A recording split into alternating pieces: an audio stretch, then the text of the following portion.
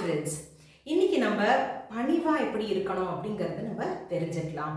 ஏன் இது ரொம்ப முக்கியம் அப்படிங்கறது நீங்க பாத்தீங்களா? நிறைய இடத்துல நீங்க பாருங்க, எனக்கு எல்லாம் தெரியும் அப்படிங்கிற அந்த ஒரு ஃபீல் வந்துருச்சுனாலே ரொம்ப அகம்பாவமும் கர்வமும் அப்படிங்கறதெல்லாம் வந்துடும்.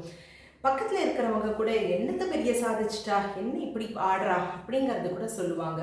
ஸோ எப்போதுமே ஹியூமிலிட்டியோட பணிவோடு இருக்கிறது ரொம்ப ரொம்ப நல்லது, ரைட்டா? ஸோ இந்த பணிவாக இருக்கணும் அப்படிங்கிறதுனா இந்த சில விஷயங்கள் நீங்கள் ஃபாலோ பண்ணலாம். முதல், எனக்கு எல்லாம் தெரியும்னு நினச்சிக்காதீங்க. உங்களுக்கு இன்னும் கற்றுக்க நிறைய இருக்குது அப்படிங்கிற அந்த ஆட்டிடியூட், அந்த மைண்ட் செட் கொண்டு வந்தீங்கனாலே ஐயோ எனக்கு தெரியலை அப்படிங்கிறத அந்த பணிவு வந்துடும். ரெண்டாவது, ஓன் யோர் மிஸ்டேக்ஸ். ஏதாவது தப்பு தவறு எதாவது செஞ்சோம்னா நான் செஞ்சேன் அப்படிங்கிறது உணர்ந்துக்கோங்க. அப்போ தான் உங்களுக்கு ஒரு சான்ஸ் கிடைக்கும் அதை மாற்றிக்கிறதுக்கு. அது மட்டும் இல்லாமல் நம்ம அந்த மாதிரி ஆமாம் நான் மிஸ்டேக் பண்ணினேன் அப்படிங்கிறத ஒரு ஒத்துண்டோம் அப்படிங்கிறதுனா நம்ம அக்கௌண்டபிளாகவும் இருக்கும் அப்படிங்கிறது அர்த்தம், ரைட்டா இல்லைங்களா?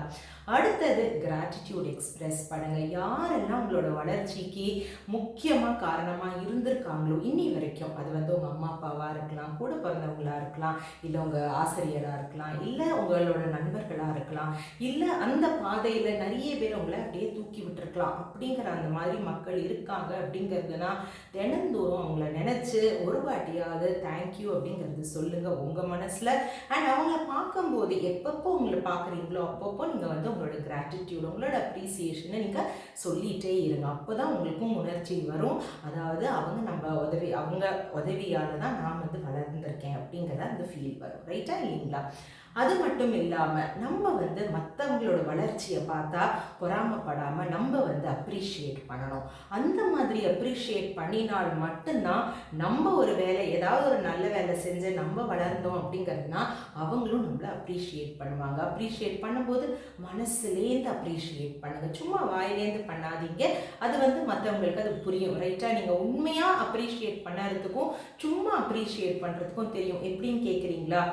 கங்க்ராட்ஸ் அப்படிங்கிறது போட்டானா ஓகே அப்படிங்கிறது நம்ம ஃபீல் வரும், ரைட்டா?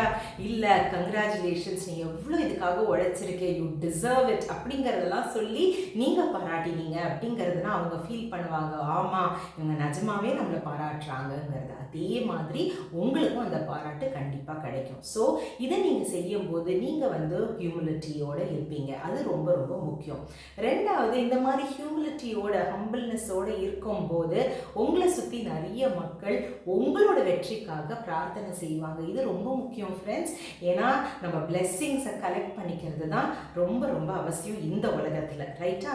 இதெல்லாம் ஃபாலோ பண்ணுங்கள், நீங்களும் ஹம்பிள் ஆகிடுங்க.